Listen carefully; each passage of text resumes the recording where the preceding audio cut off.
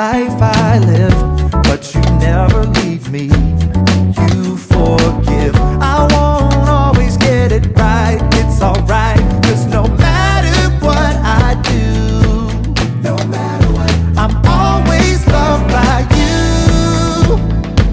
In the morning time, I'm gonna sing. God, you make me smile when you're doing your thing. I'm thankful for the way you set me free, and all of the ways that you love me. In the morning time, I'm gonna sing. God, you make me smile when you're doing your thing. I'm thankful for the way you set me free, and all of the ways that you love me. Let's take 'em to the bridge. God, you're never giving up on me. God, your love is all I'll ever need. You're all that we need. In the morning time, I'm gonna sing. God, you make me smile when you think.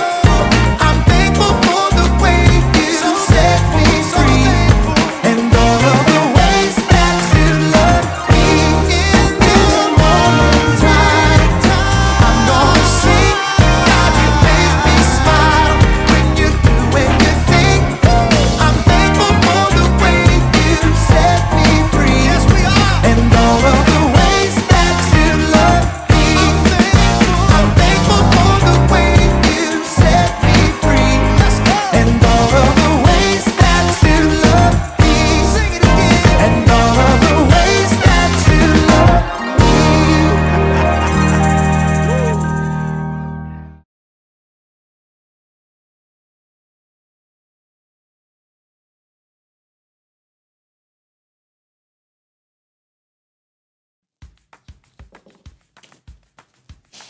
Hey, welcome to Story Lab. This week, we're talking about forgiveness, while we take a look at the story of a man who found himself far from home.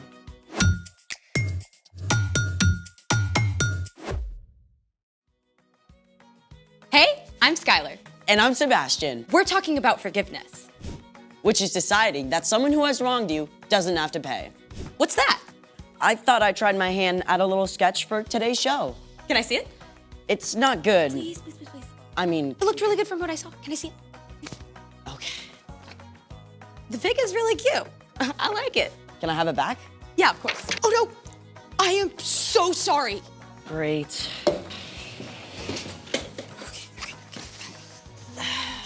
Thanks. Okay. What are you doing?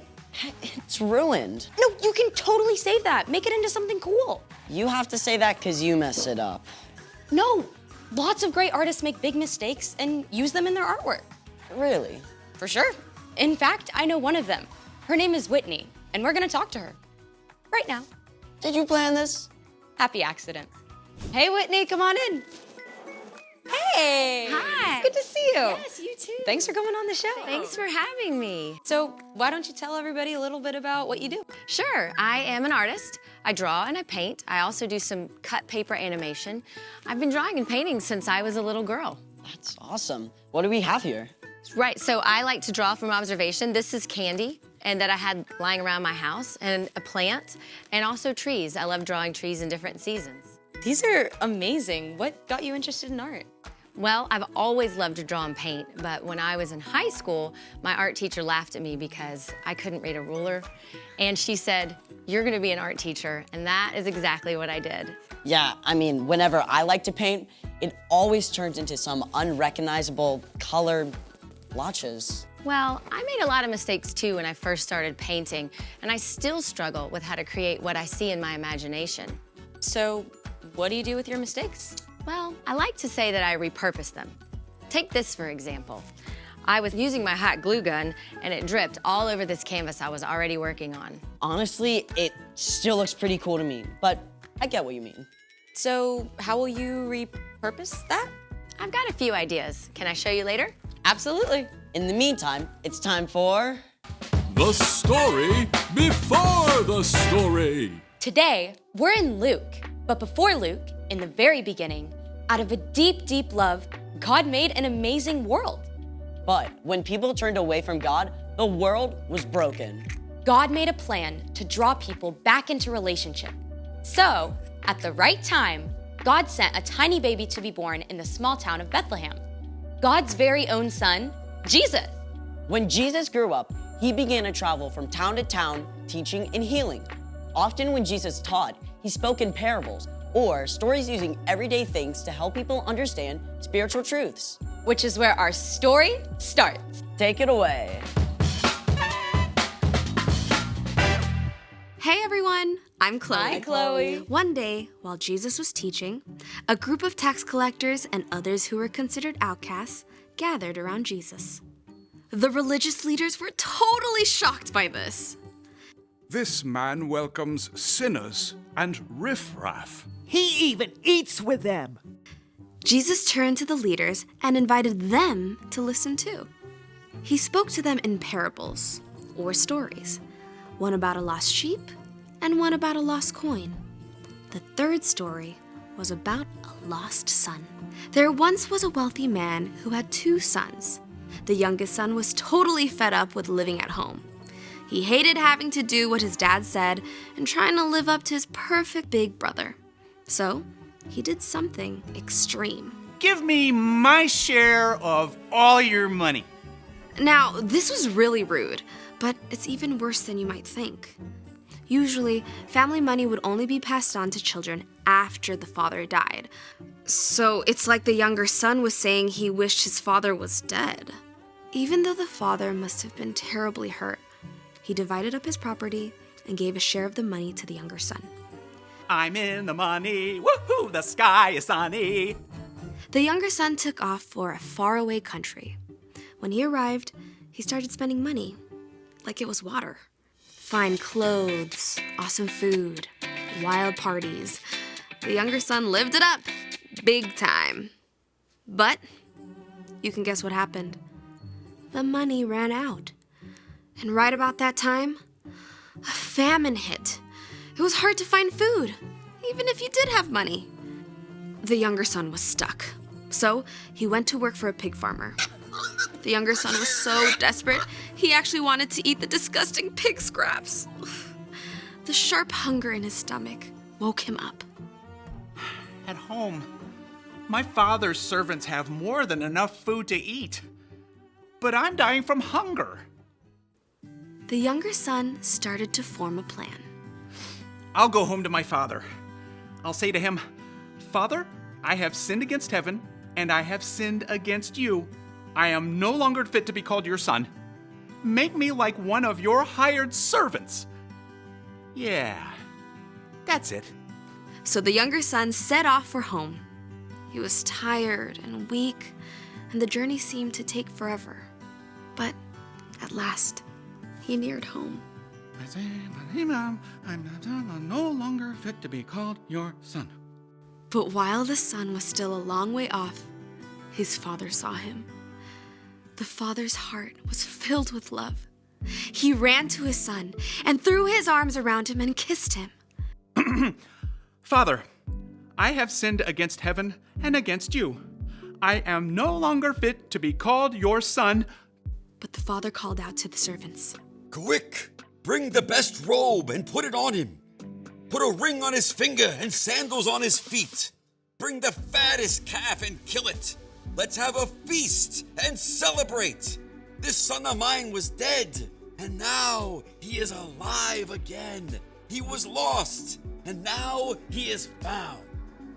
In no time at all, the younger son was dressed in fresh clothes instead of rags, and found himself the guest of honor at a feast.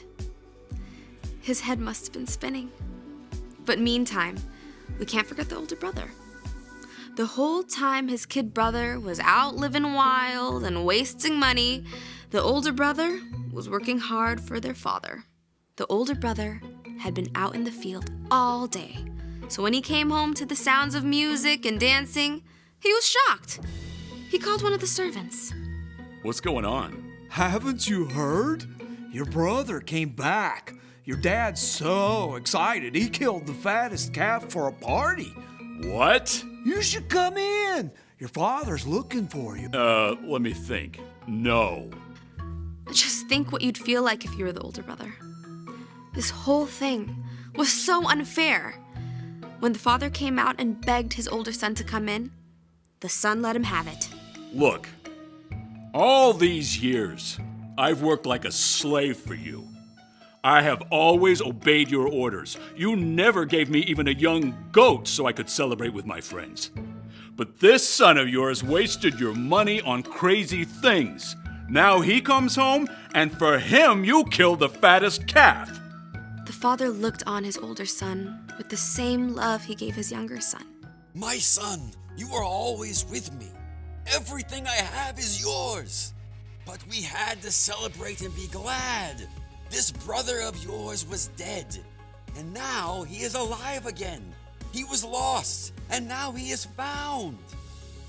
And that's the end. Jesus didn't tell the crowd what happened next. Maybe the older brother had a change of heart and came inside to have a blast with his brother. Or maybe he held on to his anger and stayed outside, alone. The end. Wow, there is a lot going on in that story. Yeah, sometimes I get the younger brother. Sometimes I want to do what I want to do. But then also sometimes I feel like the older brother, and I want everything to be perfectly fair. They both needed forgiveness. The younger brother for being hurtful and making really poor decisions. And the older one for being angry and bitter. So, what's our part in the story? Well, the father forgave both his sons. He forgave the son who did big, bold, awful things, but he also forgave the son who did everything right on the outside, but had a hard, bitter heart. And God is just like that father. God is always ready to forgive you for what you've done, no matter how big or small. If you go on a website that your parents specifically told you is off limits. Or you had a rotten attitude when your mom asked you to do something. If you lie about brushing your teeth. No matter what, you can always come back to God and know that God will forgive you. Just like the younger son. And the older one, too. Knowing God will forgive you is never an excuse to try getting away with something. You will only hurt yourself and others. But you can have absolute confidence that God will always welcome you back, no matter what. It's the most amazing news ever. You got that right. See you next time. Bye, Chloe. So here's the thing. God will always forgive you. Yeah, God is like a master artist. He takes our messes and mistakes and turns them into something beautiful. Speaking of which, Hey there. hey, we're so excited to see what you did with your mess up. Well, here you go. Wow. I took my hot glue gun and I added more hot glue, and then I turned it into flowers. It looks like you did it on purpose.